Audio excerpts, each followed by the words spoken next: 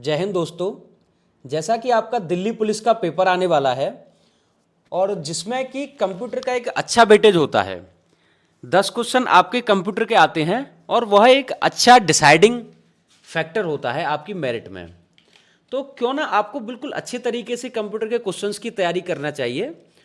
और कंप्यूटर के क्वेश्चंस की तैयारी करने के लिए सबसे पहले ज़रूरी है कि आपको ये पता हो कि प्रीवियस ईयर में किस तरीके के क्वेश्चंस पूछे गए हैं।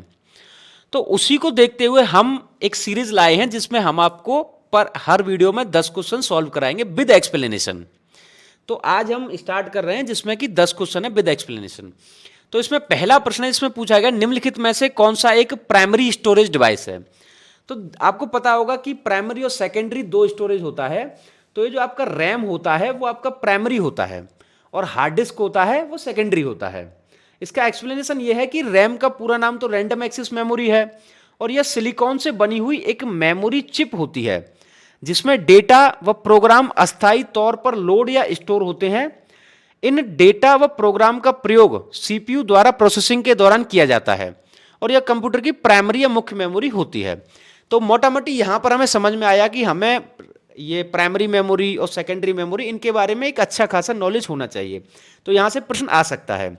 और देखिए, प्रीवियस ईयर पेपर किसी भी एग्जाम का करना इसलिए ज़रूरी होता है कि हमें एक आइडिया हो जाता है कि किस तरीके के क्वेश्चंस आने वाले हैं एग्जाम में। तो कोई भी अगर हम एग्जाम देने जा रहे हैं तो उससे पहले हमें ज़रूरी है कि हम उसके प्रीवियस ईयर क्वेश्चंस को लगा करके जाएं। दूसरा हमारा क्वेश्चन इसमें पूछा, निम्नलिखित में से कौन एक प्रोग्रामिंग सॉफ्टवेयर है। देखिए, बेसिकली प्रोग्रामिंग सॉफ्टवेयर वे सॉफ्टवेयर होते हैं जिनके अंदर प्रोग्रामिंग की जाती है। तो ये जो डिस्क क्लीनअप है ये हमारा प्रोग्रामिंग सॉफ्टवेयर नहीं है। विंडोज ऑपरेटिंग होता है, ये विंडोज प्रोग्रामिंग सॉफ्टवेयर नहीं है। डिस्क डिफ्रैगमेंटर नहीं है।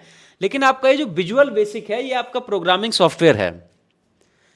इसके बाद अगला प्रश्न इसमें पूछा गया है, ये बेसिकली वायरस के ऊपर क्वेश्चन है कि किसी कंप्यूटर के ऊपर अटैक होता है, वो आप समझ ही रहे होंगे कि वायरस का अटैक होता है। तो उसी के बारे में है कि कंप्यूटर के संदर्भ में जिस तरीके से कोई विरोधी सिस्टम में प्रवेश कर सकता है और संभावित रूप से क्षति का कारण बन सकता है उसे क्या कहते हैं। तो उसको कहते हैं हमला सतह, यानी कि अटैक सरफेस। अटैक सिग्नेचर ऐसा कुछ होता नहीं, अटैक पैटर्न, अटैक पथ होता नहीं है। तो यहां आपका सही आंसर होगा ए, अटैक सरफेस। इसके बाद अगला प्रश्न जिसमें पूछा गया है कि निम्नलिखित में से किसको लो लेवल लैंग्वेज कहा जाता है। तो देखिए, जो आपकी लो लेवल लैंग्वेज होती है वो आपकी मशीन लैंग्वेज और असेंबली लैंग्वेज दोनों होती हैं। तो यहां इसका एक्सप्लेनेशन दिया गया है कि एक लो लेवल लैंग्वेज एक प्रोग्रामिंग लैंग्वेज होती है जो प्रोग्रामिंग अवधारणाओं का बहुत कम या कोई एब्स्ट्रैक्शन नहीं प्रदान करती, मशीन के अनुकूल भाषा के करीब है, यह मनुष्यों द्वारा समझने में काफ़ी मुश्किल होती है लेकिन मनुष्यों द्वारा इंटरप्रेटर करना बहुत आसान है। लो लेवल भाषाओं के दो उदाहरण हैं, असेंबली और मशीन कोड। तो ये जो आपकी मशीन लैंग्वेज और असेंबली लैंग्वेज ये दोनों लो लैंग्वेज के ही उदाहरण हैं। तो यहाँ आपका ऑप्शन सी बिल्कुल सही होगा, ए और बी दोनों। अगले प्रश्न पे आते हैं, इसमें पूछा गया कि मानव भाषा और एक प्रोग्रामिंग भाषा के बीच का क्रॉस। ये मानव भाषा और प्रोग्रामिंग भाषा के बीच का जो क्रॉस होता है ना उसको सूडो कोड कहते हैं। ये कई बार रिपीट हुआ है प्रश्न। तो यहां आपका सूडो कोड के बारे में बताया गया कि सूडो कोड एक कंप्यूटर प्रोग्रामिंग या अन्य एल्गोरिदम के संचालन सिद्धांत का एक अनौपचारिक उच्च स्तरीय विवरण है। यह एक प्रोग्रामिंग भाषा के संरचनात्मक सम्मेलनों का उपयोग करता है लेकिन मशीन पढ़ने के बजाय मानव पढ़ने के लिए अभिप्रेत है।